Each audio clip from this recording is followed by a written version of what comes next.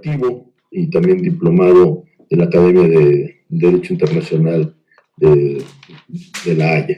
En fin, entre los puestos docentes que ha ocupado y responsabilidades académicas, por citar solo algunos, es catedrático de Derecho Internacional Público en las universidades de Alicante y de Valencia, director del Departamento de Derecho Internacional de la Universidad de Valencia.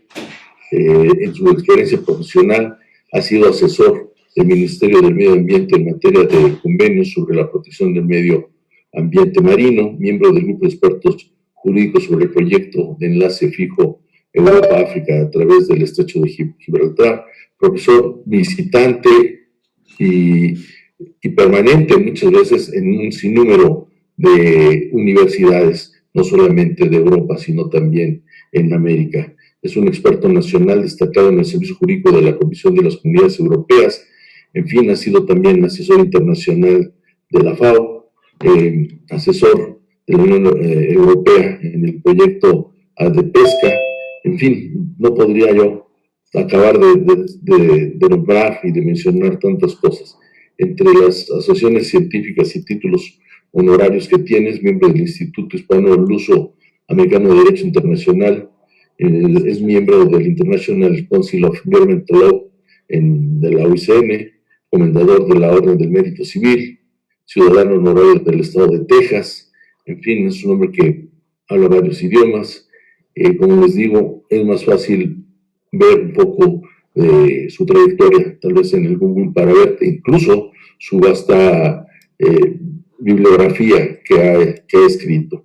Solo mencionaré algunos cuantos. La pesca alicantina ante el actual proceso de revisión del derecho del mar de Alicante, Derecho Internacional Público en Valencia, en su cuarta edición, la política agrícola y de pesca de la Comunidad Europea, Derecho Internacional del Medio Ambiente en Madrid, Derecho Internacional Público con Castillo Daudí, y bueno, en fin.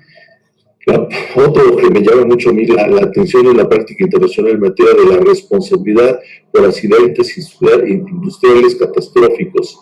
Este libro también en lo personal me llama mucho la atención. Y podríamos seguir mencionando más de sus libros, de sus artículos y demás, pero solamente con un gran cariño te digo muchas gracias, mi querido doctor Juste, mi querido Pepe, por acompañarnos, regalarnos estos minutos de tu agenda en esta mañana, donde estás llegando a muchos lados, con muchas amigas, muchos amigos de diferentes países. Es un honor.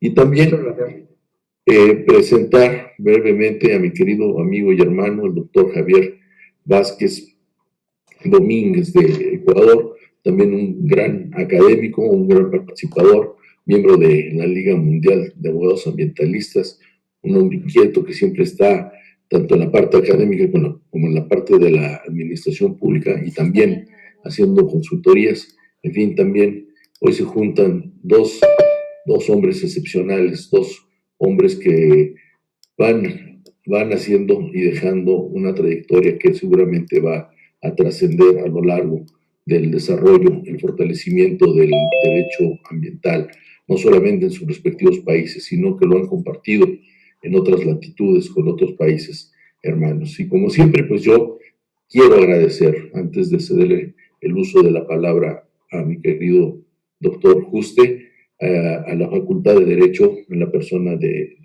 nuestro director, el doctor Raúl Contreras Bustamante, por todo el apoyo del secretario general, del maestro Ricardo Rojas, a todos y todas mis compañeras y compañeros maestros que me acompañan este día de la facultad y que están presentes aquí en esta aula virtual para escuchar a tan destacadas personalidades. Pues muchas gracias y sin más, creo que el tiempo es mejor aprovechando, escuchando a estos grandes del derecho ambiental.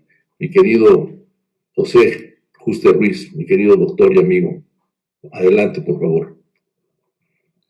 Muy bien, Aguilino, muchísimas gracias por tus amables palabras y recordatorio de nuestra vieja amistad.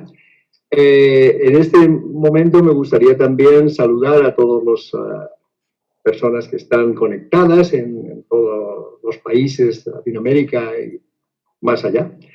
Y agradecer también la iniciativa de invitarme a estos seminarios, jornadas de los miércoles, una iniciativa que me parece muy plausible y por la cual les quiero felicitar. Quisiera felicitar en particular, o saludar en particular al director de la Facultad de Derecho de la UNAM, el doctor Raúl Contreras Bustamante, Aquilino, el director del Seminario de Derecho Ambiental, de las actividades que hoy tenemos entre manos, y también a Jorge Atilio Franza, profesor de la Universidad de Buenos Aires, viejo amigo también, que es el coordinador para Argentina de la Liga Mundial de Abogados Ambientalistas. Es un placer inesperado, de alguna manera ha caído en el momento oportuno porque Jorge Atilio Franza tuvo la idea de convocarme para esta actividad no hace mucho tiempo, creo que el viernes de la semana pasada, pero justo había terminado un artículo para una revista italiana sobre un tema que me parece muy apropiado para esta reunión. Y digamos que las cosas han cuadrado bien y a velocidad supersónica hemos conseguido estar aquí en el día de hoy y tener esta actividad conjunta.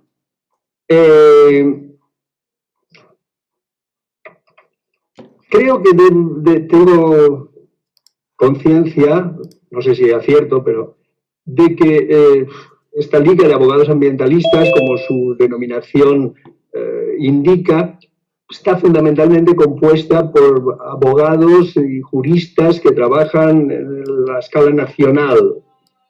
En otras palabras, no todos, ni la mayoría, son internacionalistas. Por eso les pido un poco de paciencia para escuchar y tratar de asimilar conceptos y situaciones de las que no están en su habitual quehacer de cada día.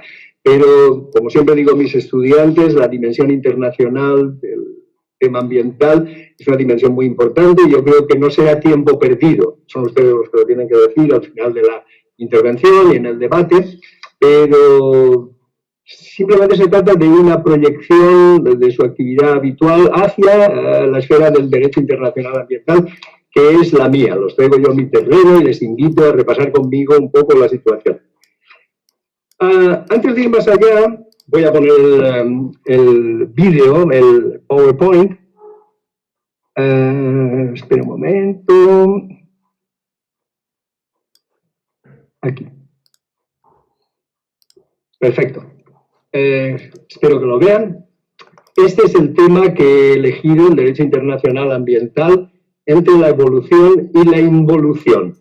Y me gustaría decir que se trata de una reflexión personal, que es una cuestión bastante individual, los comentarios que voy a hacer.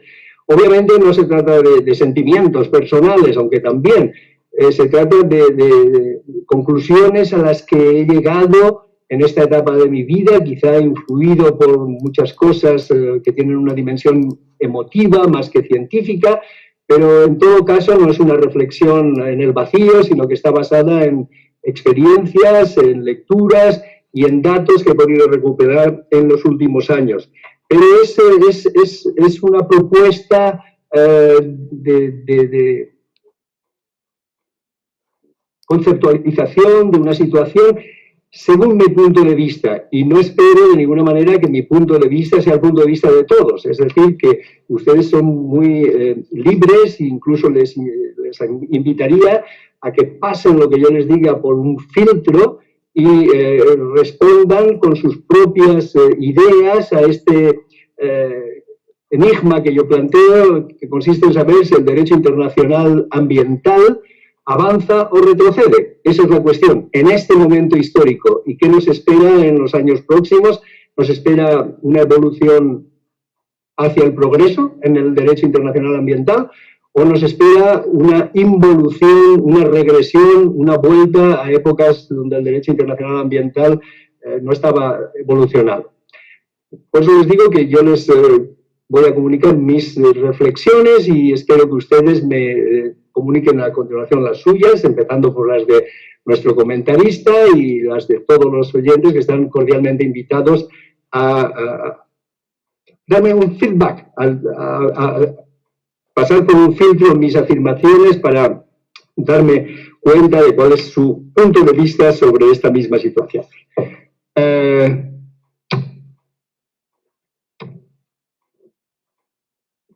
A ver, que esto no mueve. Sí.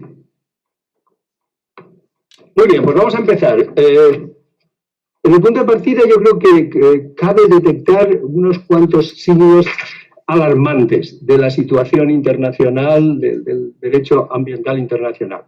Se trata de un derecho en transformación. La vida es cambio y la vida internacional cambio acelerado, y el derecho internacional ambiental no está fuera de esa dinámica de continua renovación. De modo que estamos en un proceso de transformación, pero que en mi opinión se caracteriza por algunos rasgos que son un poco inquietantes.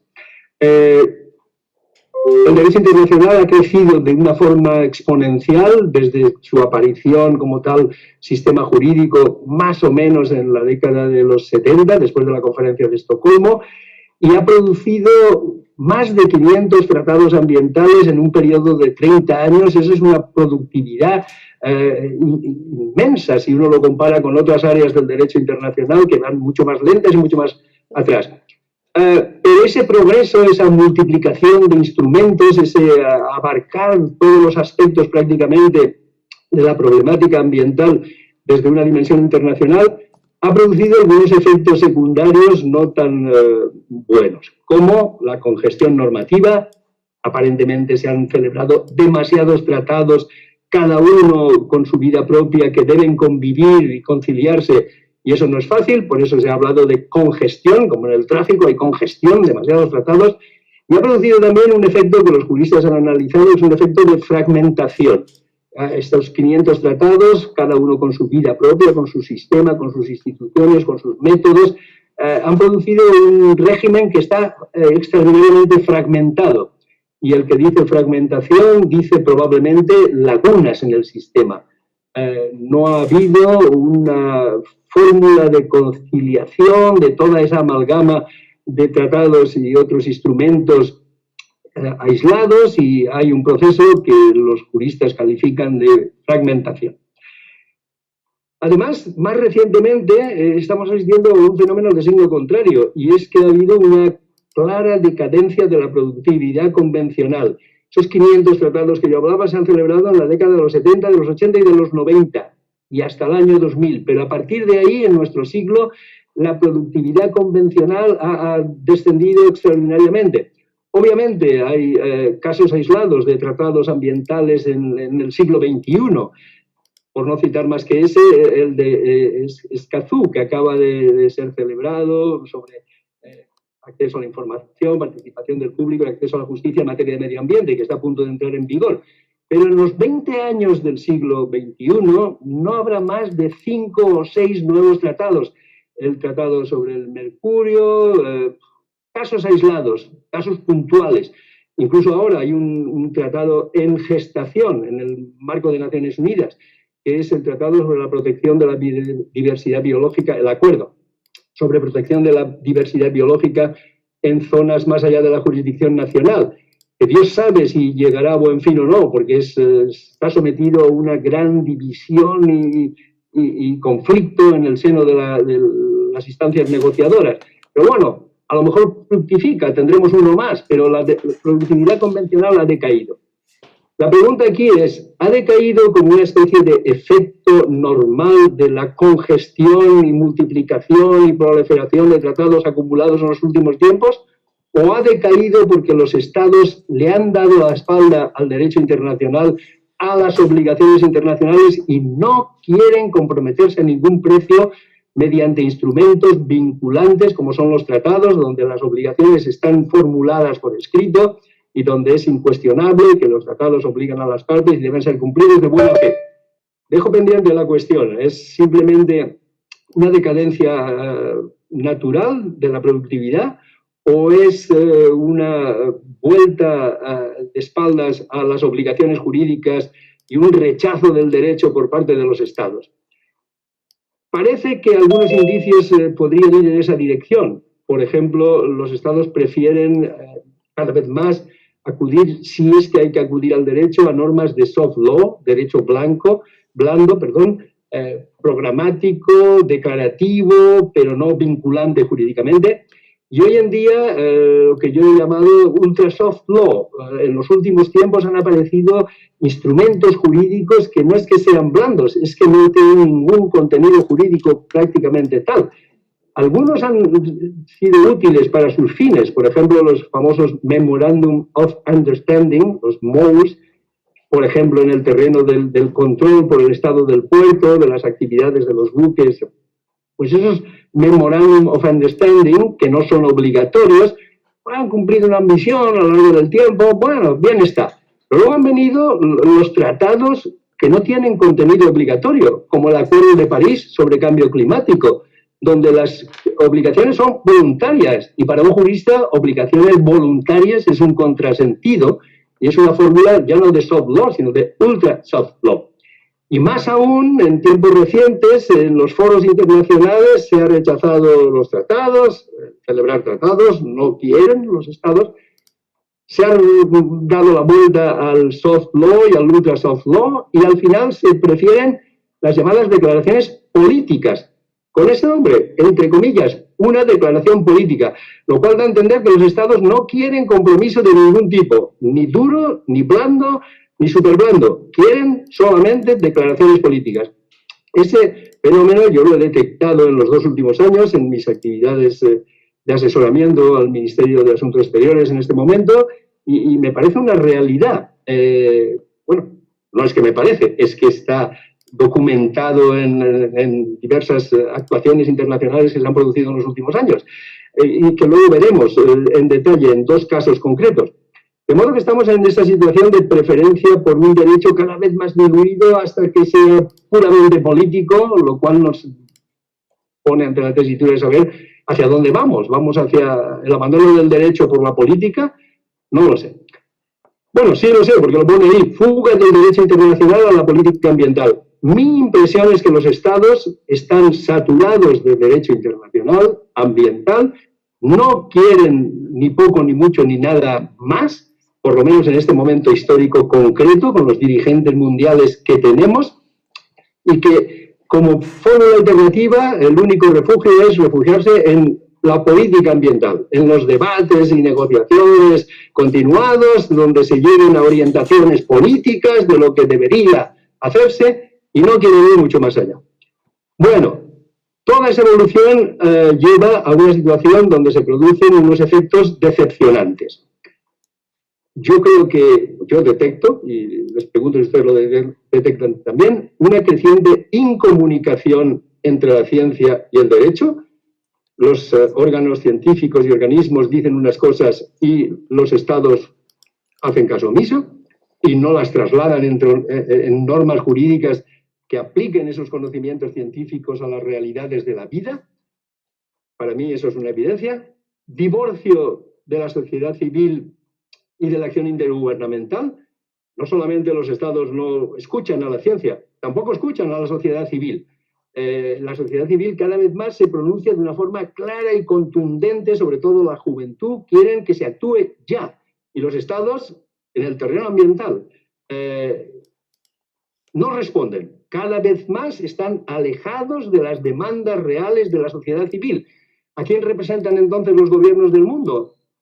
¿A los ciudadanos que les piden actuar ya? No, porque no actúan. De modo que hay un divorcio, en mi opinión, entre la sociedad civil mundial y la acción intergubernamental de los Estados. Lo cual ha llevado, según ha dicho el Parlamento Europeo con esos términos, en una declaración del Parlamento Europeo del 28 de noviembre de 2019, a situarnos ante una emergencia climática y ambiental. Los países europeos en el Parlamento Europeo así lo han afirmado, a la que nadie responde. Y podríamos decir hoy en día una emergencia sanitaria que pasa un poco por las mismas líneas de acción que yo les estoy describiendo para el medio ambiente. De modo que estamos en una situación agónica, en mi opinión, donde el sistema se muestra ineficaz frente a los retos ambientales crecientes de lo que los científicos llaman el antropoceno, la nueva era geológica, cuyos orígenes se inician a finales del siglo XVIII, en el que las fuerzas cósmicas han dejado de dirigir el universo, o la Tierra, el sistema terrestre, y está dirigido por el hombre. El hombre domina, dirige y marca la ruta del sistema ecológico terrestre.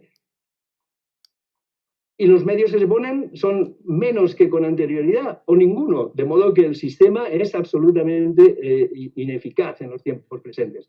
Algunos juristas, y con eso rindo homenaje a Michel Prieur, que también creo que estuvo en uno de estos miércoles científicos de la UNAM, pues empujan hacia la nueva dimensión de establecer indicadores jurídicos ambientales. No sé si Michel Prieur les habló de ese tema precisamente o no, pero la idea sería, estamos en una situación tan preocupante que hace falta inventar indicadores, y según Prieur, no solo indicadores científicos y sociales, sino también jurídicos, para ver cuál es el estado real del derecho internacional ambiental y en qué medida puede o no ayudar a mejorar la situación ambiental que cada vez es más preocupante en la nueva era del antropoceno. Esos son los signos de alarma. Y ahora vamos a ver dos casos prácticos que más o menos respaldan las afirmaciones que yo acabo de hacer y que son dos situaciones en las que yo he intervenido personalmente en mi labor de asesor del Ministerio de Asuntos Exteriores. He participado en las dos actividades que analizamos aquí. Una es el proceso hacia un pacto mundial por el medio ambiente. No sé si ustedes están familiarizados con ello o no, y tendremos que ir rápido porque si no esto va a durar mucho, pero se trata de una iniciativa francesa, de la política francesa, pero que fue iniciada por un grupo de juristas llamado el Club des Juristes, que está patrocinado por el presidente del Tribunal Constitucional francés, que fue el presidente de la COP25 también, ahora el nombre se me ha ido en este momento, pero da igual. Hubo un primer proyecto de pacto mundial, de un acuerdo mundial para el medio ambiente, una especie de texto constitucional actualizado que fue luego examinado por un grupo ampliado de más de 100 juristas representativos de muchos países, seguro que hay ecuatorianos, mexicanos, argentinos y otros en ese grupo de más de 100 juristas, que finalmente produjo el texto, un libro blanco en el que se contenía el proyecto de acuerdo de pacto mundial por el medio ambiente, que fue presentado en la Sorbona, en París, en un acto académico, pero con asistencia del presidente de la República, Emmanuel Macron, autoridades de todo el mundo, gente mediática como George Schwarzenegger y otros, una amplísima representación. Y allí, por aclamación, se adoptó el texto de ese pacto mundial por el medio ambiente. El Pacto Mundial por el Medio Ambiente pasó del nivel académico al nivel político, porque Emmanuel Macron tomó el texto del acuerdo y se fue a Nueva York y lo presentó en un side event en el contexto de la reunión de ese año de la Asamblea General. Y después de ser presentado y debatido, el texto de hacia un Pacto Mundial por el Medio Ambiente, con ese nombre, fue efectivamente el 10 de mayo de 2018 en una resolución de la Asamblea General.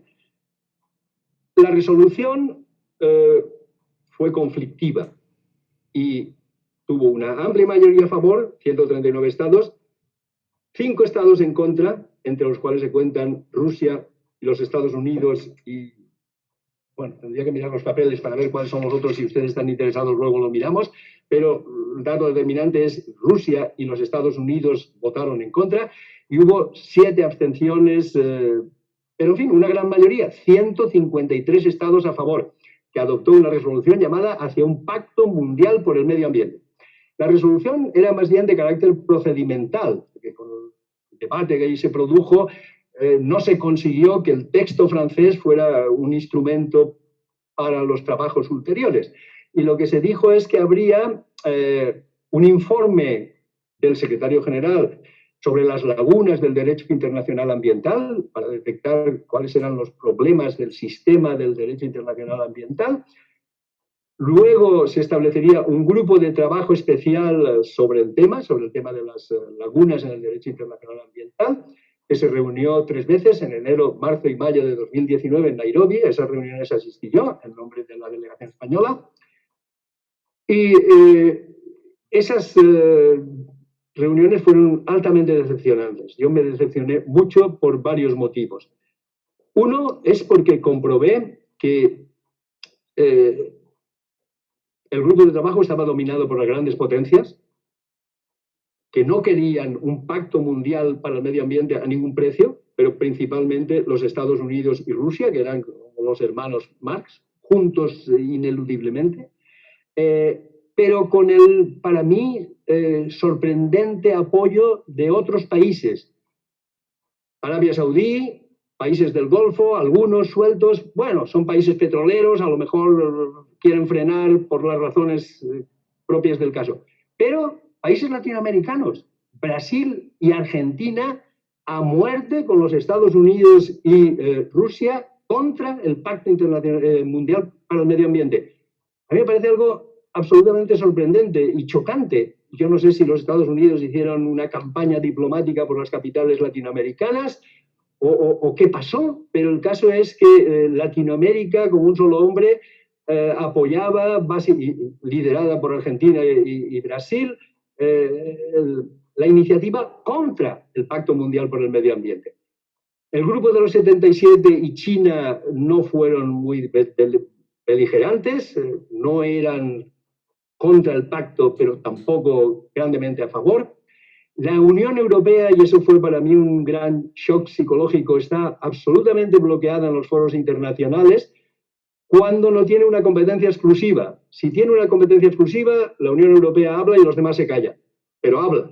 Pero cuando es una competencia compartida, como el medio ambiente, la fórmula era: a primeras horas de la mañana había una reunión de concertación en el seno de los países de la Unión Europea, ahí se adoptaba la plataforma mínima que íbamos a defender, y la Unión Europea no era unánime en su apoyo o contraria al Pacto Mundial por el Medio Ambiente, y en los debates a lo largo del día la Unión Europea no tenía ningún protagonismo, porque para cada respuesta, y eso que el debate del grupo de expertos estaba planteado como un debate abierto, de interactivo.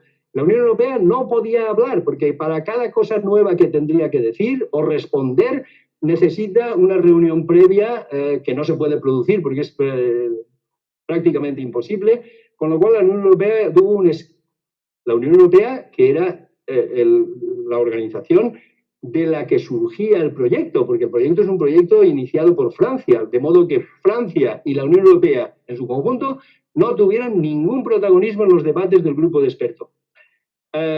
Con lo cual, los únicos que apoyaron el pacto fueron los países africanos y las ONGs, y nadie más. Con lo cual, no es sospechoso que el final del proceso fue una resolución inocua, edulcorada, sin dientes y contraria al Pacto Mundial para el Medio Ambiente.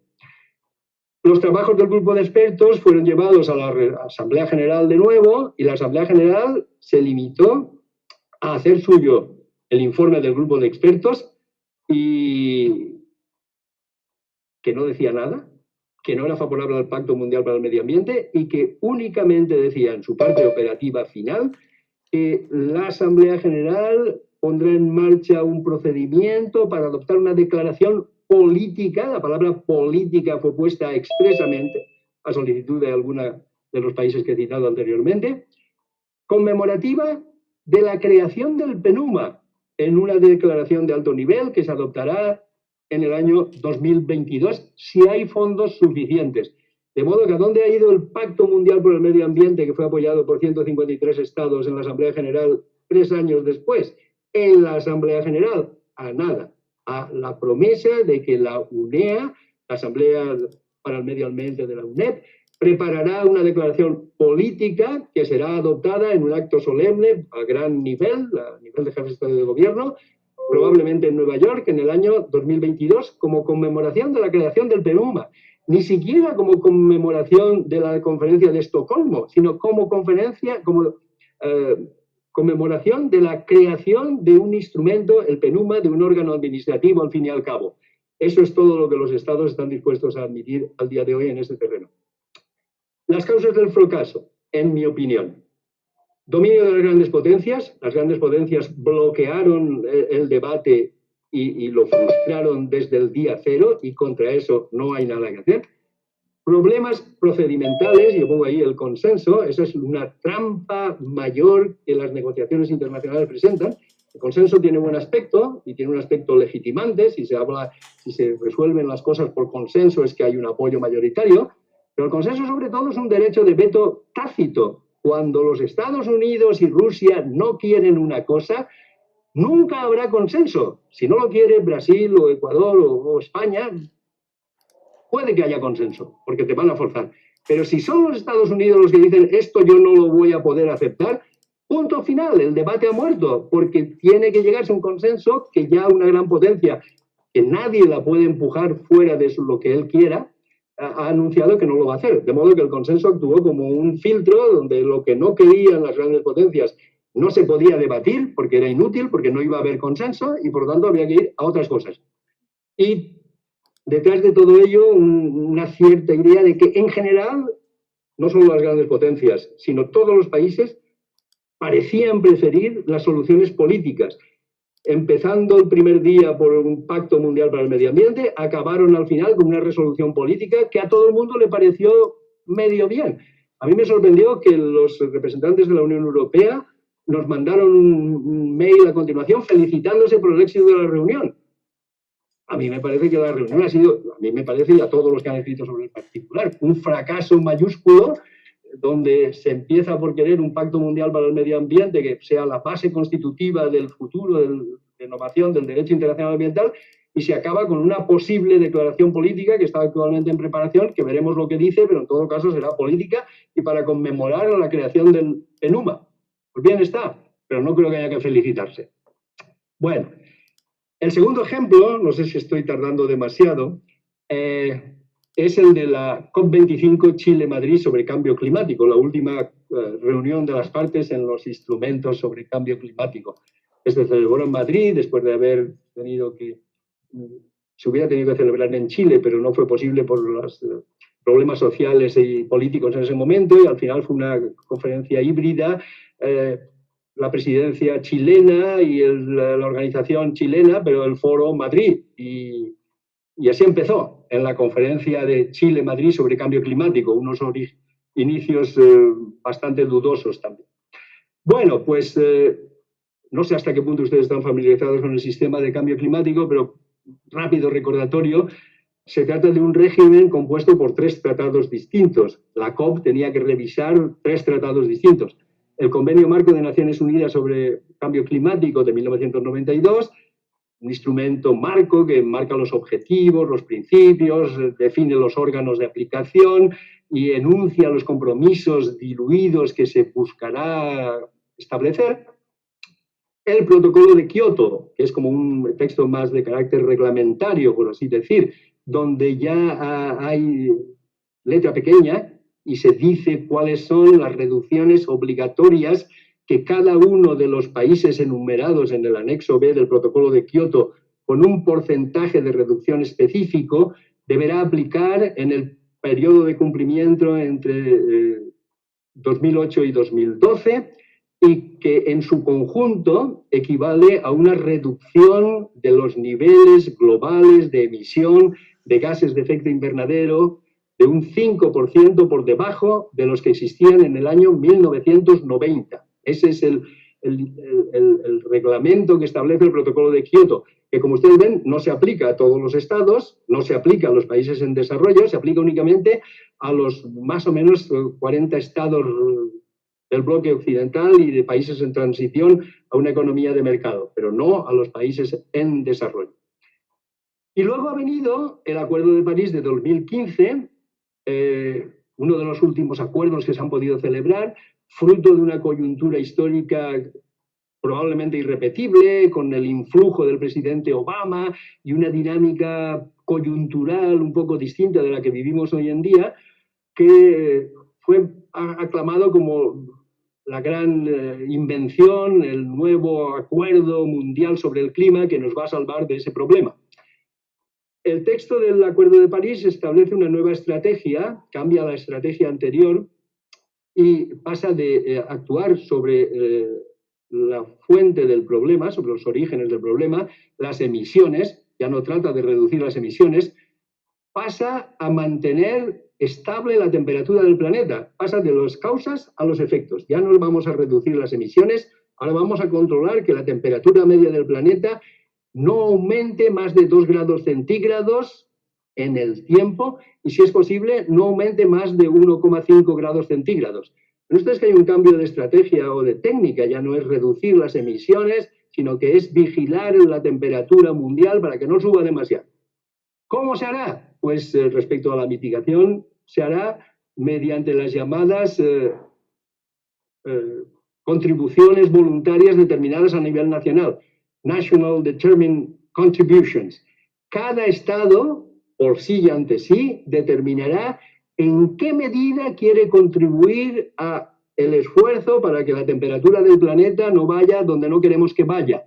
Y para eso nos dirá qué actividades va a realizar, qué reducciones u otras actividades nacionales en su caso, para contribuir al esfuerzo global, con un propósito de progresividad. Lo hará y luego irá en aumento. Pero ¿qué hará? Lo que le dé la gana, lo que quiera, lo que él decida y comunique al resto de las partes contratantes. Y luego el Acuerdo de París tiene también otras disposiciones más o menos del mismo rango sobre otras actividades como adaptación, fomento de la investigación, fomento de la educación, contribución financiera para los países en desarrollo, pero todo eso sobre bases voluntarias. No hay en el Acuerdo de París prácticamente ninguna regla taxativa que diga nada concreto a lo que alguien se haya comprometido. El Acuerdo de París también fue recibido con aplausos por la comunidad internacional en su conjunto. Y en ese momento yo también lo aplaudía. Pensé, hemos descubierto un modo nuevo, magnífico. Bueno, la conferencia de Chile-Madrid me puso en evidencia que no vamos a ningún sitio con ese sistema, por lo menos en la actual coyuntura, y que el sistema de contribuciones voluntarias es igual de malo o peor que el de reducciones obligatorias, y seguramente van a pasar muchos años hasta que ese Acuerdo de París funcione como debe funcionar. Pues de momento está en construcción, las disposiciones del convenio son todas de lo que hay que ir haciendo, pero los estados en las diversas COP no hacen nada, y cuando llegue el día que hayan hecho ya veremos cómo funciona, pero para mí el horizonte no es muy prometedor. Dificultades de funcionamiento del sistema. Lo que yo vi en la conferencia de Madrid, lo que vi es que primero hay una confusión. Los tres tratados no se sabe cómo se interactúan entre sí. Hay una ambigüedad constructiva. El acuerdo marco, lo conocemos bien, es un acuerdo marco sobre cambio climático del estilo tradicional, muy bien. El protocolo de Kioto también es un protocolo de desarrollo que establece obligaciones específicas sobre la base del acuerdo marco. Pero, ¿y el Acuerdo de París? ¿Qué papel juega? ¿Sustituye al acuerdo marco? Probablemente no, porque él mismo dice que está subordinado al acuerdo marco. Pero entonces, ¿es la nueva criatura que va a resolver los problemas del cambio climático? ¿En qué medida? ¿Y qué va a pasar con el protocolo de Kioto? Hace un momento les dije que el protocolo de Kioto tenía un primer periodo de cumplimiento desde el año 2008 al 2012. En el 2012, las enmiendas de Doha prorrogaron el funcionamiento del protocolo de Kioto hasta el 2020, con unas enmiendas que no han sido aprobadas formalmente, pero que de facto se aplican. ¿Y después del 2020, el protocolo de Kioto qué hará? ¿Morirá? ¿Será renovado? ¿Qué pasará? ¿Y cuál es la interacción entre los tres tratados? ¿Qué futuro es ese de tres instrumentos distintos que no cuadran con las categorías jurídicas aplicables en el derecho internacional tradicional? Pues lo veremos. Y luego hay otro problema que es más político, que es el de las complejas relaciones entre los tres tratados en las negociaciones. Unas negociaciones perversas. ¿Por qué? Porque si tomamos el cuadro de la situación actual y nos fijamos en los Estados Unidos. Los Estados Unidos es parte en el acuerdo marco, no es parte en el protocolo de Kioto, y ratificó el acuerdo de París, pero en el día 14 de noviembre estará fuera del acuerdo de París, porque la administración Trump ya anunció hace un año que hace en fin, utiliza el mecanismo de retirada previsto en el convenio y que el 14 de noviembre de 2020 ya no será parte en el convenio. ¿Pero qué hacen los Estados Unidos en las COPs? Y otros países también, sean parte o no. Las COP funcionan a la vez para los tres instrumentos y es prácticamente imposible distinguir cada uno de los días de la reunión de qué instrumento están hablando. Eso da una imagen de confusión, complicación, duplicación de debates, etc. Pero sobre todo la imagen que da, o que me dio a mí, es que los Estados Unidos están en todo y hablan siempre e influyen en lo que quieren y por lo tanto condicionan el resultado de la conferencia de las partes de instrumentos en las que no son parte. Si nos ponemos en la próxima que vendrá el año próximo, los Estados Unidos estarán allí porque son parte en el convenio marco, que no tiene ningún contenido, pero les da acceso a la reunión. Y hablarán, influirán, condicionarán, vetarán y no darán el consenso a todo lo que quieran cuando se discuta del protocolo de Kioto, en el que no son parte, y cuando se discute del Acuerdo de París, en el que tampoco serán partes. Bueno, la práctica internacional del derecho de los tratados es así. Yo no sé cómo los estados lo han dejado ir, porque es una cosa que clama al cielo, pero en la realidad la cosa es así y los estados no tienen ninguna desvergüenza o ninguna vergüenza en manifestar sus opiniones cuando otros debaten sobre aspectos de un tratado en el que son parte. Un Estado que no es parte simplemente es un Estado poderoso, se permite decir lo que hay que hacer o no hay que hacer. Eso me parece a mí una práctica muy perversa, pero irrevocable. Es así, la práctica lo ha admitido y los Estados lo usan ampliamente. Y el que dice Estados Unidos dice la Federación Rusa, dice China si le parece bien, Japón y otros. Todos hablan, todos influyen, todos afectan al debate en la medida de su capacidad y obviamente los debates no progresan. ¿Pobres resultados de la COP25? Pues sí, pobres paupérrimos, lo dijo el secretario general de la organización, el divorcio, la desconexión entre, de un lado, la ciencia y la sociedad y de otro lado, los gobiernos, es palmaria. Sigamos esforzándonos, pero todos los datos muestran que la cosa funciona mal. De hecho, en la Cumbre de Madrid, de todo lo que había en el programa, solamente se pudieron aprobar las cuestiones de trámite. Aprobar el informe del órgano tal, el texto revisado del informe cual, pero de todo lo sustancial para la próxima reunión. Se aplicó la regla 16 del reglamento de la conferencia, que es todo lo que no se puede resolver pasa a la reunión siguiente y todo ha pasado a la reunión siguiente que debía celebrarse en Glasgow en 2021 y veremos dónde se celebra por culpa del COVID y cómo. Pero en fin, fracaso calamitoso de la Cumbre de Madrid. Y llegamos a mi final, que son las conclusiones. Primero, tiempo de actuar, decía la Cumbre de Madrid. La resolución principal que se adoptó en la Cumbre de Madrid es tiempo de actuar. Bueno, tiempo de actuar, lo dijo el secretario general. Eso es pura retórica, no actuamos, solamente decimos es tiempo de actuar, nos felicitamos, pero no actuamos. Ausencia total de compromiso, los estados no se comprometen, dicen que es tiempo de actuar, pero cuando hay que decir cómo se actúa y de qué modo, no se comprometen, no quieren comprometerse. Hay un deslizamiento, ya hemos dicho, del hard law al soft law.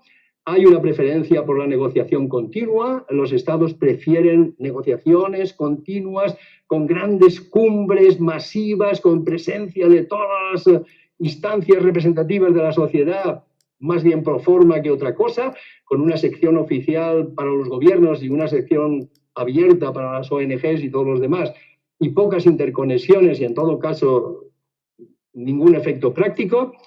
De modo que hay esta especie de conferencias masivas, pro forma, que llenan los periódicos, pero no consisten en nada más que una pérdida de tiempo.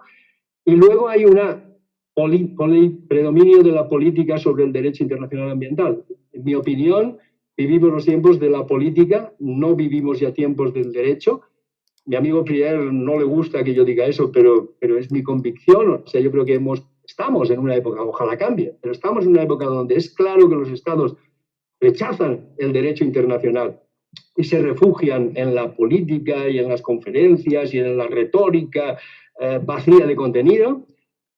Estamos ante un cambio de ciclo Y la única signo de esperanza que yo daría ahí es que quizá ha llegado la hora del derecho nacional.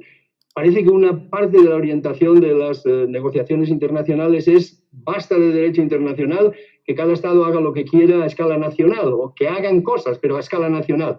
Digamos un resurgir del derecho nacional para solucionar los problemas ambientales. Eso a ustedes, si son administrativistas, expertos en derecho, les dará gusto, pero por otro problemas globales, base de acciones claras en cada uno de los derechos nacionales del mundo. Me parece un contrasentido, pero bueno, a lo mejor ¿qué he dicho yo aquí? Ahora se me ha ido el PowerPoint, pero solo queda una frase que es la gran contradicción: desconexión entre la ciudadanía y los gobiernos para respetar los límites del sistema planetario en el antropoceno.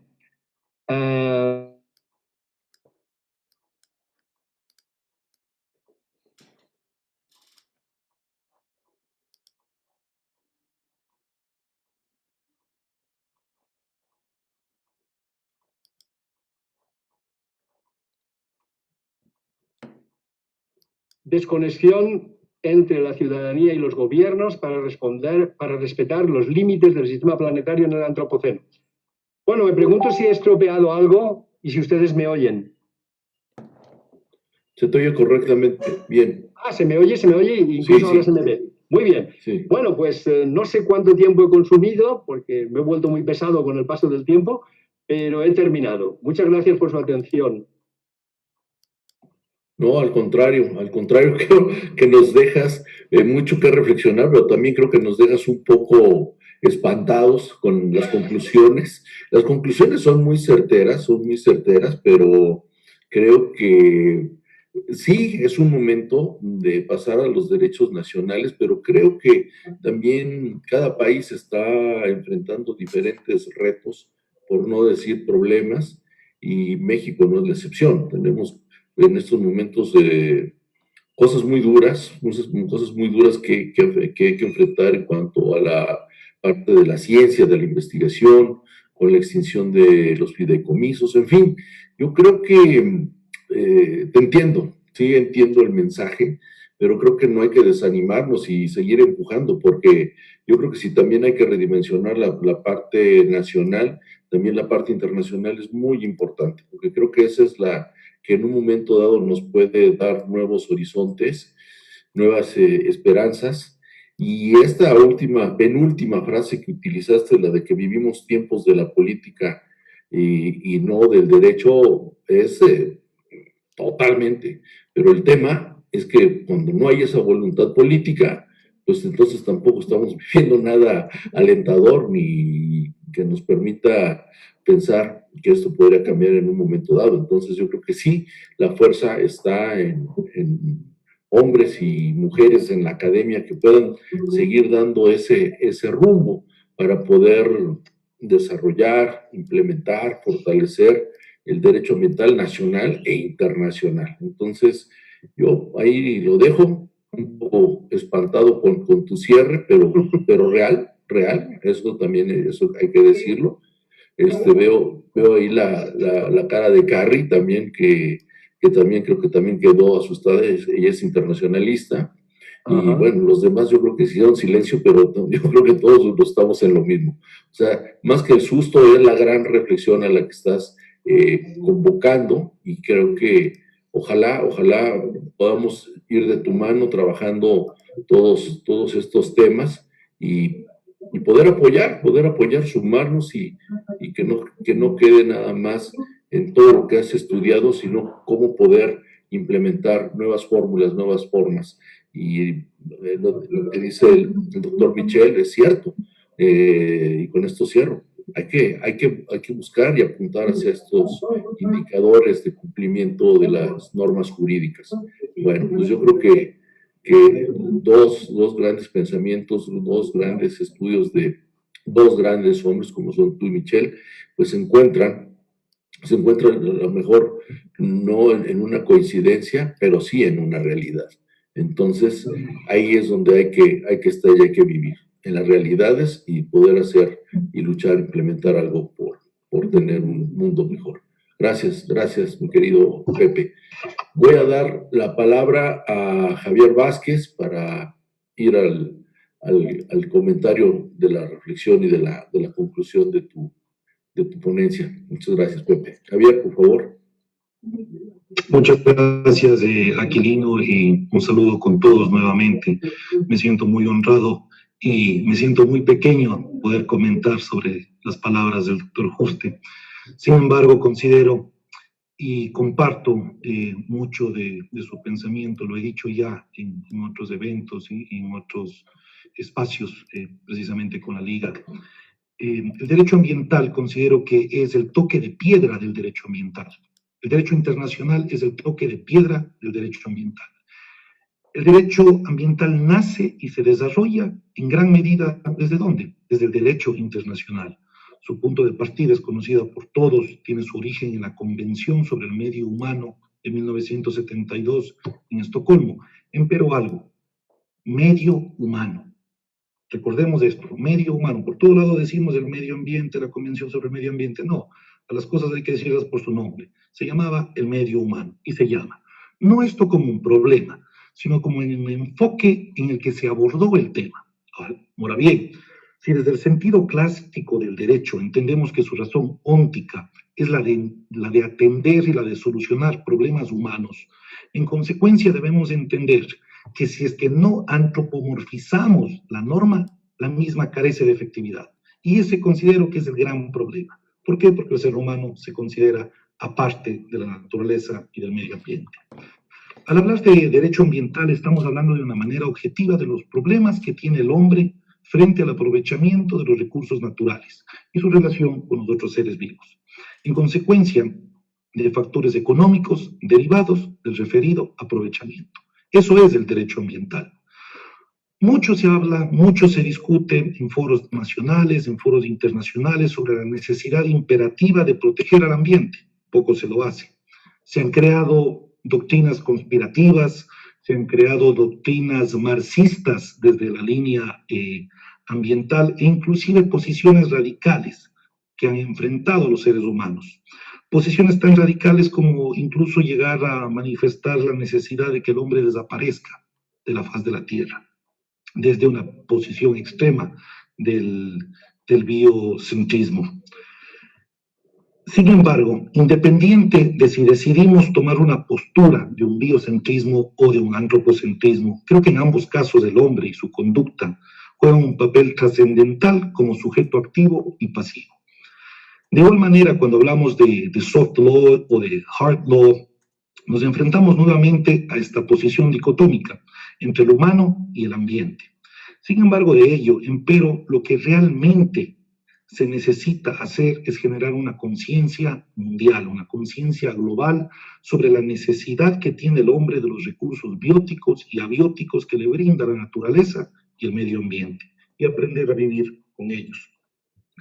Si bien el derecho internacional sirve de directriz y de paraguas jurídico para los estados, es importante definir la necesidad de la humanidad, no desde la declaración, no desde las ideas, sino por el contrario desde la verdadera toma de decisiones, siempre que éstas no sean tomadas desde las necesidades de los stakeholders, de los grupos de poder del mercado, sino desde la naturaleza científica y real del problema que afrontamos. Si bien un Estado no puede intervenir en el derecho interno de otro país como norma básica, sí es importante recordar la historia. Por ejemplo, en la Alemania nazi, al igual que en el resto del mundo civilizado en ese entonces y en algunos países en la actualidad, imperaba o impera, como decía, este aforismo jurídico de lex es lex, sed lex, es decir, que la ley es la ley, aunque dura sea la ley. Sumado a los principios democráticos que justificaron de manera legal, y vuelvo a decir, democrática, las acciones que fueron tomadas por el nacionalsocialismo alemán en los juicios de Nuremberg. Y su gran argumento aquí, ¿cuál fue? Simplemente que ejecutaron normas legales, originadas de cuerpos legales, es decir, tenían toda la legalidad. ¿Por qué no nos preguntamos, o preguntémonos simplemente, ¿por qué en la actualidad, después de casi más de 70 años, se siguen enseñando en muchas facultades de Derecho este particular, no como un tema de historia, o por lo menos tuve el honor o el privilegio de que no se me enfocó cuando se me enseñó esto desde esa perspectiva, sino que se lo hizo por la importancia trascendental del giro de la visión que tomó el derecho, ya no desde un positivismo acrítico de que lex es lex, sed lex, sino desde una posición más de racionalidad. Ahí nace el racionalismo jurídico, ahí tenemos las teorías de Susana Pozzolo con el neoconstitucionalismo y muchos países en el mundo que han decidido irse por esta línea del neoconstitucionalismo. Pero ¿cuál es el paraguas o el principio rector del neoconstitucionalismo, de la racionalidad humana? Es la dignidad humana, que al igual que el derecho ambiental, mucho se habla, poco se define y poco se regla en este sentido. Es decir, lo que cambió este paradigma de los juicios de Nuremberg es que la ley, si bien cumple los formalismos o debe cumplir los formalismos, esta ley, esta norma, no puede atentar a su creador que es el pueblo, que es la humanidad.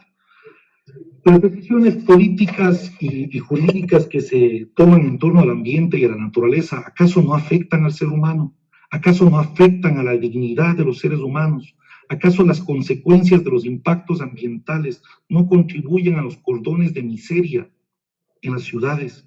¿Acaso esto no es el origen de muchas de las políticas criminales que tienen que enfrentar los estados? La naturaleza puede continuar su rumbo sin la necesidad de nosotros, eso es claro, y eso es científicamente comprobado. Pero también está científicamente comprobado de que nosotros no podemos continuar sin la naturaleza y sus componentes. Ahora bien, si el hombre no cambia su cosmovisión, si el hombre no cambia su existencialismo y no decide ser parte de un todo y continúa considerándose como un factor externo que debe dominar y someter a la naturaleza, creo que todos sabemos cuál es el fin de esto. Las cláusulas de reserva que tienen como derecho los estados en cuanto a los tratados internacionales, si bien es un derecho en el mundo civilizado, es imperativo incorporar de manera específica, y creo que aquí está nuestra gran tarea, nuestra gran obligación, empezar a hablar de un jus cogens ambiental, empezar a desarrollar doctrinas de jus cogens ambiental. ¿Sustentado en qué? En criterios técnicos, bajo el principio, luego en su aplicación de la pacta sunt servanda, pero con hechos jurídicos compuestos de reglas y principios, y no solo meras declarativas para, como lo he dicho, y perdónenme decirlo nuevamente, para fotos, para salir en la prensa y para que la gente les aplauda. Los estados, considero que, y comparto el criterio del doctor Juste, los estados han dado la espalda, pero no solo a sus gobernantes o a quienes le dieron, el gobierno, han dado la espalda a la dignidad humana. Es nuestra obligación empezar a dar conceptos de soberanía planetaria, ya no la soberanía de un estado y de otro, empezar a dar una soberanía de un planeta, de un todo. El impulso de las políticas públicas. ¿En qué estamos en las políticas públicas si estamos sometidos a la voluntad de los gobernantes de turno?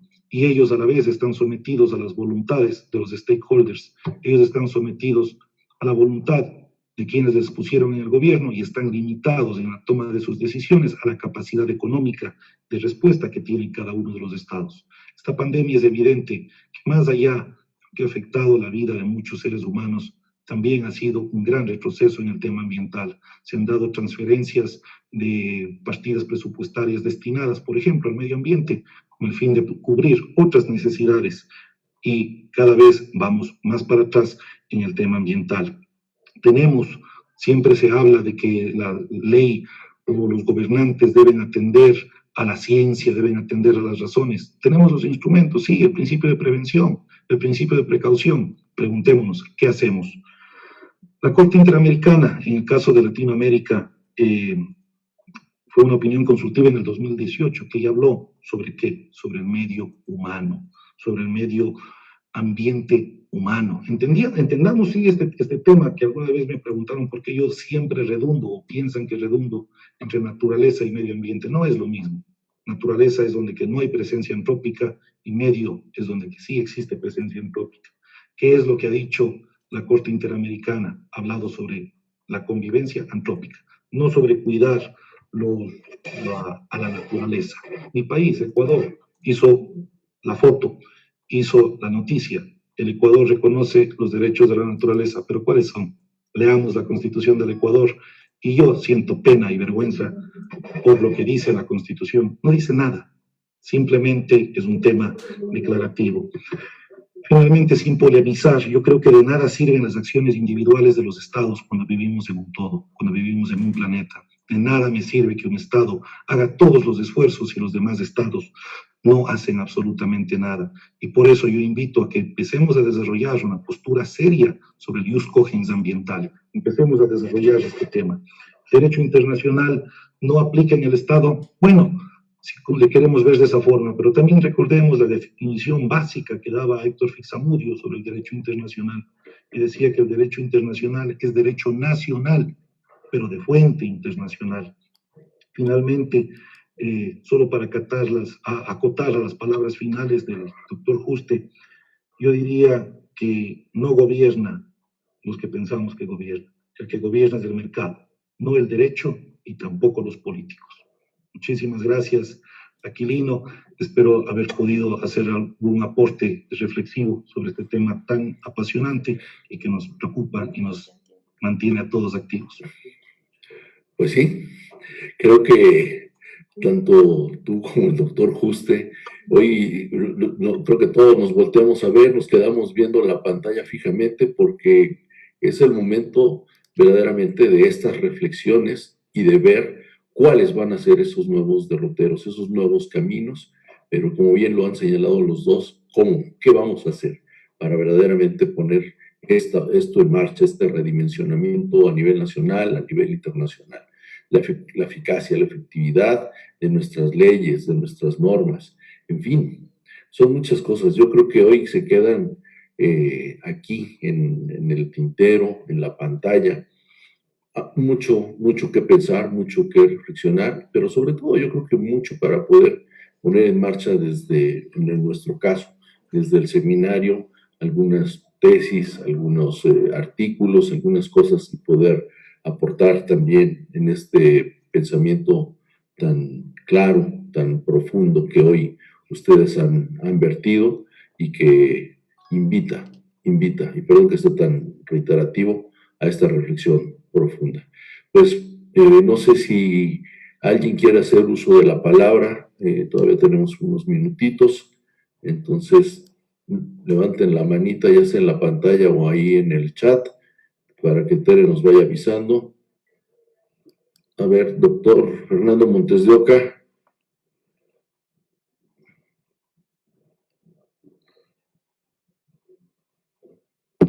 Muchas gracias, Aquilino. Realmente extraordinarias estas dos intervenciones, muy reflexivas, como lo indicas, pero también muy claras para lo que está pasando en México. Lamentablemente, no hay voluntad política ni prioridad establecida para resolver los problemas del medio ambiente, sino que menos también para resolver los graves problemas humanos. Tú lo has señalado, la extinción de los fideicomisos o la apropiación de los fideicomisos y todos los lineamientos respecto a la Suprema Corte y demás nos dejan muy preocupantes. Creo que debemos de agradecer sinceramente el que esto se nos indique a nivel internacional. Yo también soy profesor de Derecho Internacional Público y surgió mi vocación por el derecho de los tratados ambientales cuando no había todavía legislación local. Esto me anima a seguir adelante y a luchar doblemente. Muchas gracias. Jorge, ¿tú pediste la palabra?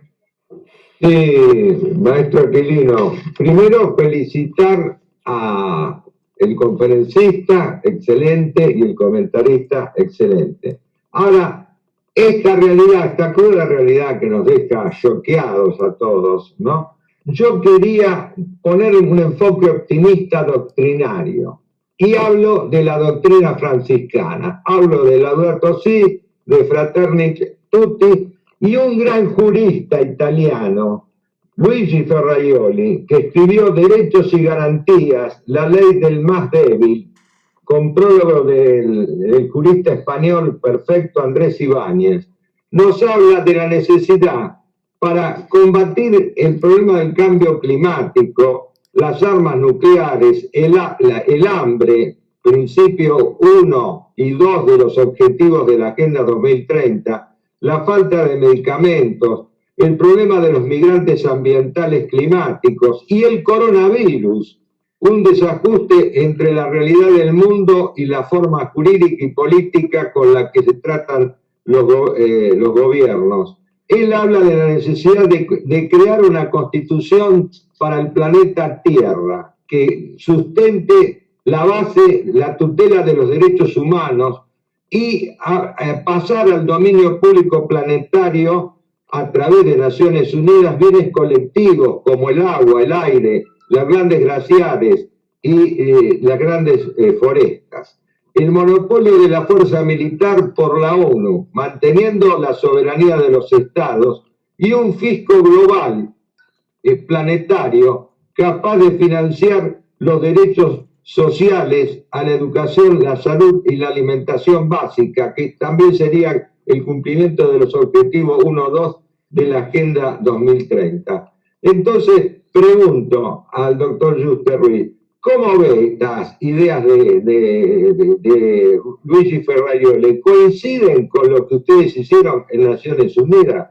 Y al jurista de Ecuador, quisiera preguntarle un tema que a mí me está preocupando, ¿no? El problema que tiene Ecuador con Perú en el Tuyango Tumbes, donde la actividad minera del lado ecuatoriano está destruyendo el río Tuyango Tumbes. Si Ecuador va a hacer algo para limitar ese tipo de contaminación. Esas serían mis dos preguntas. Bien, ¿debo responder? Sí. Sí, okay. Sí, por favor.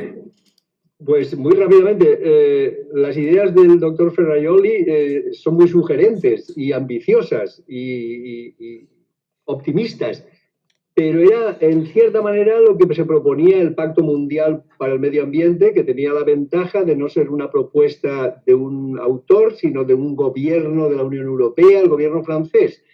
Y ha sido rechazada. O sea, ha sido rechazada totalmente. La discusión sobre una constitución ambiental internacional, que es lo que era el proyecto de pacto, porque el proyecto de pacto básicamente era consolidar y dar una fuerza jurídica a los principios ambientales, sobre los cuales los de Río, los de la Declaración de Río del 92, sobre los cuales parece que hay acuerdo, pero no quieren ponerlo de forma obligatoria. El proyecto de acuerdo preveía consolidar en un texto jurídicamente vinculante los principios, no fue aceptado.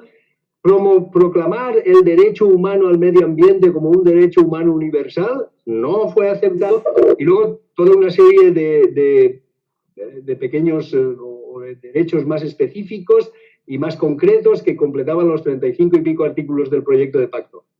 Fue rechazado en su totalidad. No quisieron discutirlo, no es que no quisieran aprobarlo, es que no quisieron discutirlo. Luego, todos esos proyectos están abocados en este momento a no tener ninguna viabilidad. Los estados no quieren, empezando por las grandes potencias, pero siguiendo por muchos otros países y al final con una especie de consenso tácito de no hacer nada, no quieren ir más allá. Y yo creo que Aquilino también nos ha invitado a que los juristas hagamos propuestas, etcétera, etcétera. Bien está, pero no pasa del nivel doctrinal. ¿No? Propuestas hay muchas. Yo diría que además de propuestas doctrinales hay también una cierta recepción de las instancias jurisdiccionales internacionales, incluyendo la Comisión Interamericana de Derechos Humanos, que ha sido citada muy brillantemente por mi comentarista, y también la propia Corte Internacional de Justicia, que en los últimos años ha dictado toda una serie de sentencias donde respalda muchos de los principios, el principio de la responsabilidad ambiental, ha establecido una metodología para la reparación de los daños ambientales, en el caso entre Costa Rica contra Nicaragua, etcétera, etcétera.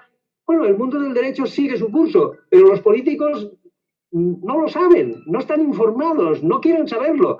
Y ese es el dilema que tenemos. O sea, puede haber todo el progreso que ustedes quieran a nivel doctrinal, jurisdiccional, la Corte Internacional de Justicia, el Secretario General de Naciones Unidas. Los gobiernos de hoy no quieren ni oír hablar. ¿En qué están pensando? No lo sé, pero no responden a las iniciativas de nadie respecto de nada, en particular en relación con los temas ambientales.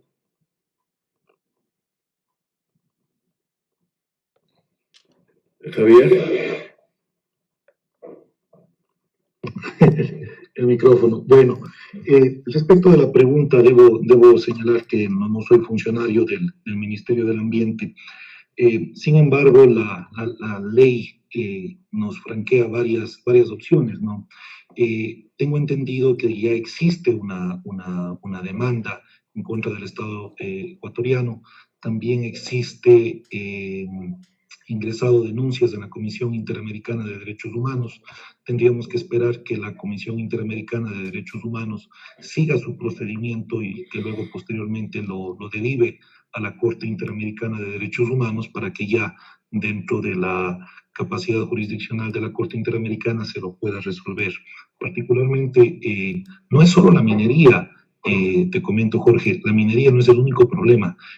Más tarde voy a ver si es que les paso incluso unos videos. En algún momento había un municipio del Ecuador que arrojaba la basura en el río, y ese río luego iba a Perú.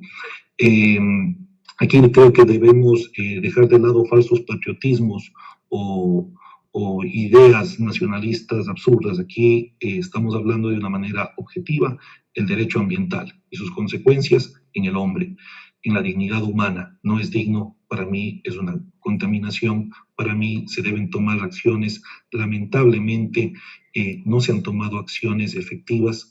Dentro de la Constitución del Ecuador en el 2008 se presentaron 3 grandes garantías: política pública, el tema de la producción normativa, que no puede ir en contra de la dignidad humana como garantía normativa, y la otra garantía jurisdiccional.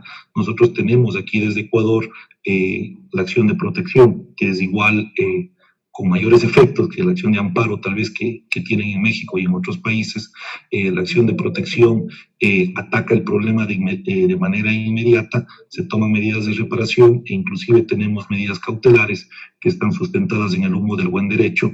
Y en el película in mora, en el peligro en la demora, podríamos conversar el tema inclusive y ver la factibilidad de plantearlo conjuntamente, una acción de protección en beneficio no del Perú, en beneficio de la naturaleza y de los ciudadanos, porque esa contaminación no solo afecta al Perú, si bien llega la contaminación al Perú, pero también está contaminando al Ecuador.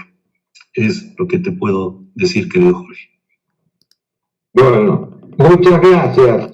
Yo decía, si hay posibilidades de una acción de cese para no esperar la decisión de la Corte Interamericana, atento, y esto se lo pregunto también al doctor Yuste, la contaminación del Puyango Tumbes está llegando porque el río desemboca en el mar y se está contaminando el mar. Ahí entraría el derecho internacional, doctor Yuste, porque empieza la contaminación en Ecuador con 100 emprendimientos mineros que son artesanales e ilegales algunos, y los relaves, el mercurio, el cianuro, que son elementos tóxicos fundamentales, está dejando 5 se va a exportar de toda la agricultura peruana por la trazabilidad, y por otro lado contaminó el agua que ya no es potable para bebida humana. O sea, el uso minero del agua destruyó todos los usos prioritarios anteriores. Pero además está contaminando el mar. Y si contamina el mar, ¿qué hay desde el punto de vista del derecho internacional público ambiental? Para el doctor Yuste también, y para el comentarista, no me acuerdo el nombre, perdón, Javier. Recuérdame tu contacto, Javier, me gustaría platicar contigo. Con mucho gusto. Bueno, pues para responder a las preguntas de Jorge, las reglas de derecho internacional relativas a la prevención de la contaminación existen desde hace mucho tiempo y no hace falta esperar a que llegue al mar. Hay reglas sobre la prohibición de la contaminación de las aguas fluviales y obviamente hay todo un mundo de normas internacionales relativas a la protección del medio marino contra la contaminación, en este caso en el mar territorial. El Convenio de Naciones Unidas sobre el Derecho del Mar tiene toda una parte 12 relativa a la protección y preservación del medio marino. Digamos que hay un arsenal de normas que derivan de la época en la que se construyó todo ese aparato de tratados internacionales que cubren ese problema. Lo que pasa es que aquí a bote pronto no podemos resolver un problema binacional más que con esas referencias. O sea, reglas hay, pero hay que saber en qué medida afectan al caso, según los datos, cómo se aplican, etcétera, etcétera. Y los gerentes de ese debate son los dos estados en litigio principalmente. Pero reglas que tienen que ver con el medio marino hay, reglas que tienen que ver con la protección de los ríos hay, reglas que tienen que ver con la protección de los derechos humanos y el medio ambiente también las hay, y jurisprudencia y todo lo que quieras. Luego hay un arsenal importante. No habrá reglas nuevas porque los estados ya no quieren hacer más, pero hay las del pasado que siguen vigentes y que habría que estudiar y verificar en su aplicación al caso concreto. Si mal no recuerdo, la Convención de Estocolmo ya hablaba sobre la contaminación fronteriza, si mal no recuerdo, y hay disposición al respecto. En el campo internacional, como bien indicaba el doctor Juste, existen muchos mecanismos para proceder a esto. Ahora bien, desde el punto de vista del derecho ecuatoriano, tenemos, como les decía, esta garantía constitucional, que es la garantía jurisdiccional a través de la acción de protección. Pero la acción de protección no actúa sola. La acción de protección puede ser actuada como una medida cautelar. En la medida cautelar, el juez tiene que analizar dos principios: el peligro en la demora de tomar la decisión y el humo del buen derecho. Sustentado esto, obviamente, con un informe técnico, no hay juez que no otorgue una medida cautelar. Uno. Dos, la acción de protección no necesita necesariamente ser planteada en contra de los particulares que están realizando esta actividad minera. La acción de protección puede ser accionada en contra del mismo Estado ecuatoriano, y tenemos otras acciones también dentro de las garantías jurisdiccionales, como son la acción de incumplimiento y la acción de cumplimiento. Es decir, si nosotros tenemos en el Ecuador, y lo tenemos, normativa que protege la contaminación en el tema minero y los procedimientos que se deben establecer, se podría presentar una acción de incumplimiento por no cumplir la norma. ¿En qué deriva esto? Inclusive en la destitución del ministro, subsecretario o los responsables administrativos estatales que no están tomando las acciones pertinentes. Lamentablemente, me apena decir, el Ecuador tiene un problema gigante, que es en el caso Chevron Texaco, que muchos de ustedes habrán escuchado en la provincia de Sucumbíos. Lamentablemente no se han tomado las acciones, pese a que la ley franquea las mismas.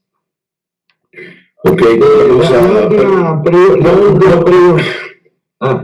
Es que tenemos dos más todavía y ya estamos sobre el tiempo. Perdón, Jorgito. Gracias a los dos, gracias a los tres. El maestro Raciel Villegas, por favor, tiene la mano levantada.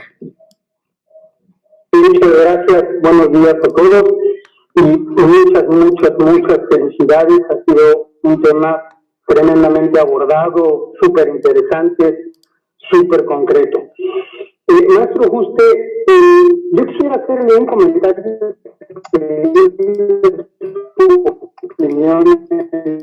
No hay claridad en tu... Voy a parecer un poquito respetuoso, entonces...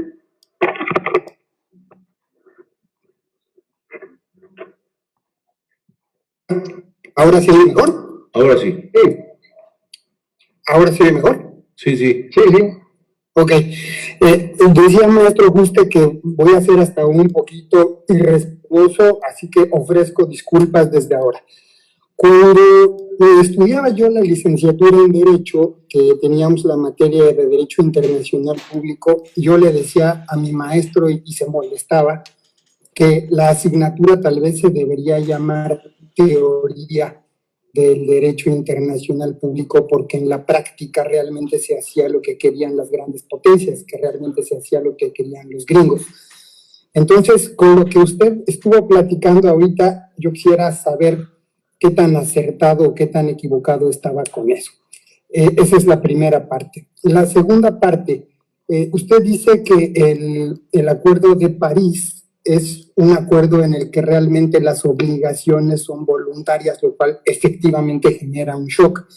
Entonces, mi pregunta es, ¿no acaso nos rasgamos entonces las vestiduras en balde cuando los Estados Unidos deciden separarse si de todos modos no estaban cumpliendo y de todos modos las obligaciones no había manera de exigirlas? Y la tercera parte es una parte tal vez optimista. En el caso del principio precautorio que para México nace con la Declaración de Río, que también era, digamos, soft law porque tampoco eran obligaciones exigibles, a partir de agosto de este año se volvió jurisprudencia firme. Y por lo tanto ese principio que nació tal vez como una sugerencia o como algo que los estados pudiesen adoptar si así lo quisieran, hoy día ya es obligatorio. Entonces, a lo mejor ahí encuentras sentido este tipo de soft law. Mil gracias, maestro. Sí, bueno, por lo que a mí respecta, respecto a la primera pregunta, es una cuestión de altos vuelos, que es básica en todos los debates, en todas las promociones de alumnos de Derecho Internacional Público en las universidades. El derecho internacional trata de disciplinar la conducta de los estados. Cuanto más grande es un estado, más difícil es disciplinar su conducta.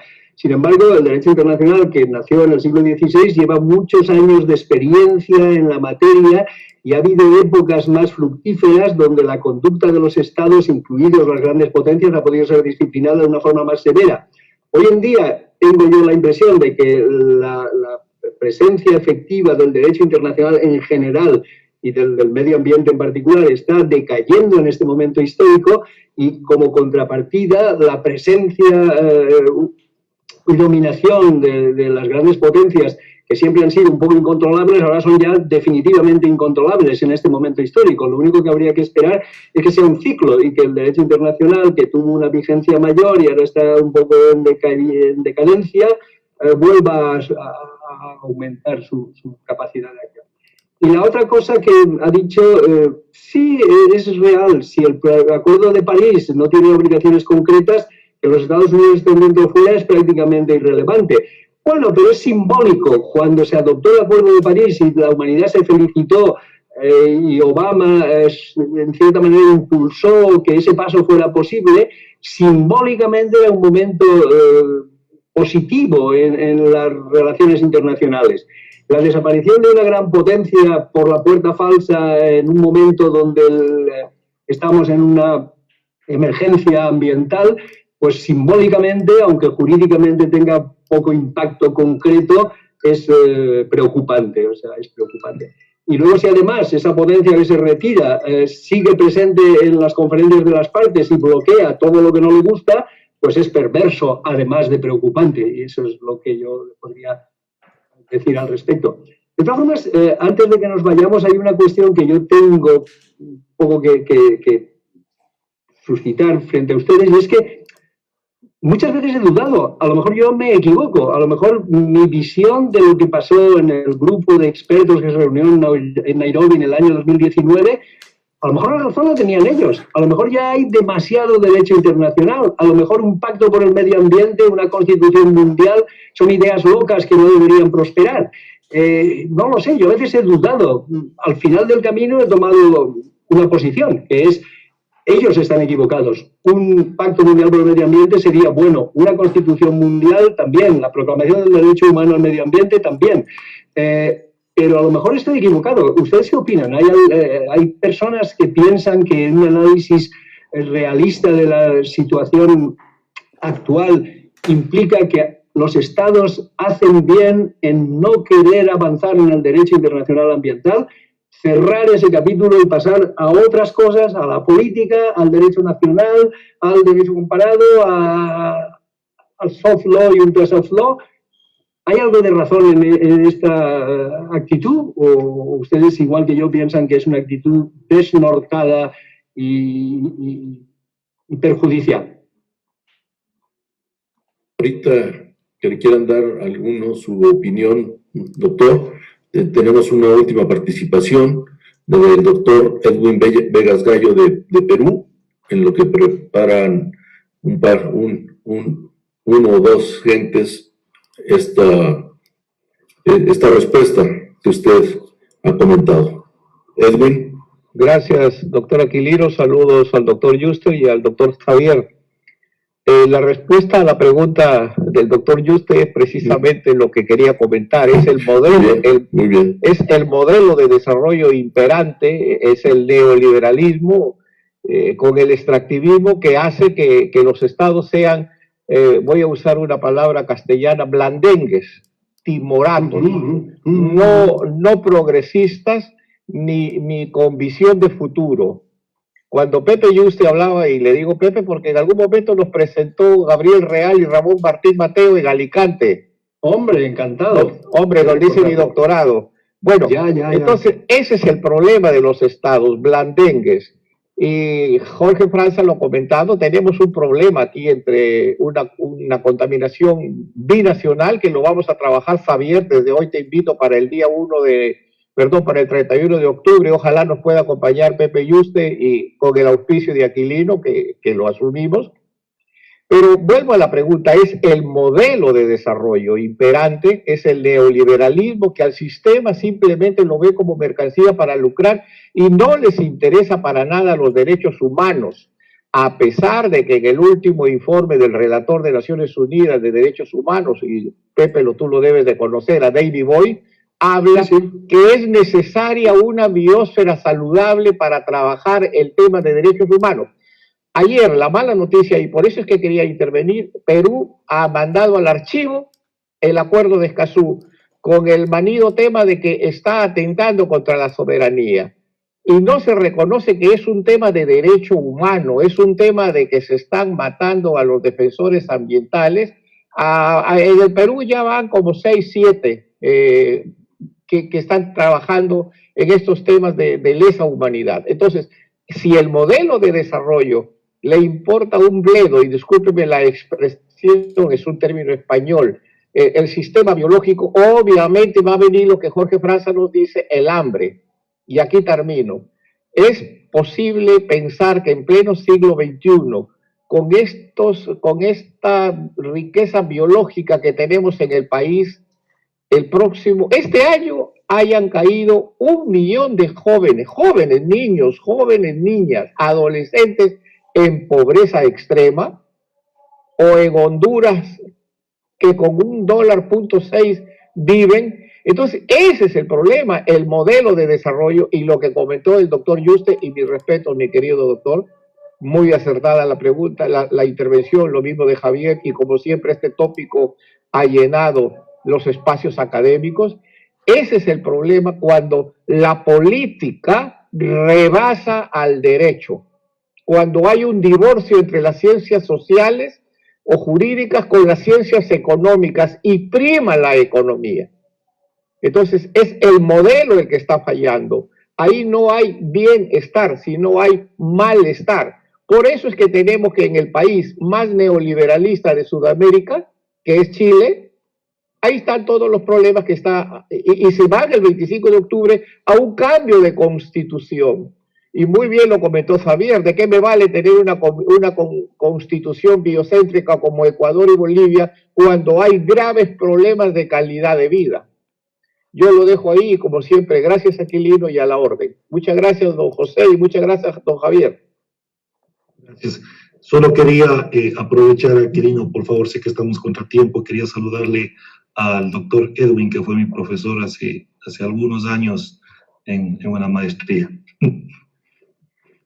Ok, no, muy bien, pues creo que, doctor, usted creo que ha quedado también contestado esa reflexión que usted ha hecho, y creo que no nada más no es un solo país, yo creo que todos de una forma u otra estamos inmersos totalmente en estos problemas que, como bien lo ha señalado el doctor Edwin Vegas Gallo, de la parte del neoliberalismo, pero bueno, no nos vayamos hacia un modelo, vayámonos hacia las realidades políticas de cada uno de los países, donde realmente lo que está pasando pues es ese desequilibrio entre la pobreza extrema y que esta pandemia hoy día está poniendo más al descubierto, porque sí, verdaderamente los números son muy alarmantes,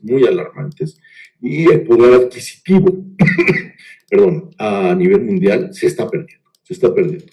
Entonces yo creo que son muchos factores, muchos puntos, y sí valdría la pena, a lo mejor usted, liderados por usted, doctor Juste, hacer ese redimensionamiento, y a lo mejor también buscar, Jorge, al doctor Michel, y ver hasta dónde con este modelo de indicadores podríamos hacer un pequeño análisis buscando que sea lo más realista en cuanto, perdón la redundancia, en cuanto a estos indicadores jurídicos, el cumplimiento de indicadores jurídicos en materia internacional. Pues bueno, yo creo que si ya nadie tiene nada más que agregar, pues solamente agradecerles a todas, a todos, como cada miércoles nos acompañen, muy en especialmente hoy, a usted, doctor Juste Ruiz, mi querido amigo, mi querido Pepe, a ti, Javier, desde Ecuador, a toda la gente que se ha incorporado. Veo muchas amigas y muchos amigos del interior de México, y también por ahí vi a Mario Chinchilla de Honduras. En fin, se me escaparía mucha gente, pero pues agradecerles como cada miércoles que estemos de nueva cuenta en este espacio que más que una provocación nos invita siempre a la reflexión, pero a la reflexión provocada por todas las reflexiones. Entonces nada más es cuestión de seguir adelante de la mano de grandes mujeres y hombres como ustedes, que traen estos temas tan preparados, tan estudiados, y que siguen en ello. Pues en esa línea de humildad es que hay que dejarnos guiar por los que más saben. Y pues muchas gracias. Pues con esto creo que despedimos esta transmisión número 22 de Tópicos Selectos, después de haber estado no sé cuántas semanas fueron, 2 o 3, ya perdí hasta la noción del tiempo en el confinamiento, pero bueno, ya, lo bueno es que estamos de vuelta con todas y todos ustedes para seguir adelante con este aporte académico del Seminario de Derecho Ambiental de la Facultad de Derecho de la Universidad Nacional Autónoma de México y de la Liga Mundial de Abogados Ambientalistas. Pues muchas gracias, hasta pronto, hasta siempre, a seguirnos cuidando, y gracias por el favor de su confianza de todos los miércoles. Muchas gracias, un gran abrazo y a seguirnos cuidando. Pepe, muchas gracias, un abrazo, gracias por tu tiempo. Y muchas gracias por la invitación, espero que pronto pasen a mejores tiempos y podamos hacerlo físicamente en vez de telemáticamente. Así sea. Así sea. Y felicitaciones, extraordinario, doctor. Así es. Gracias.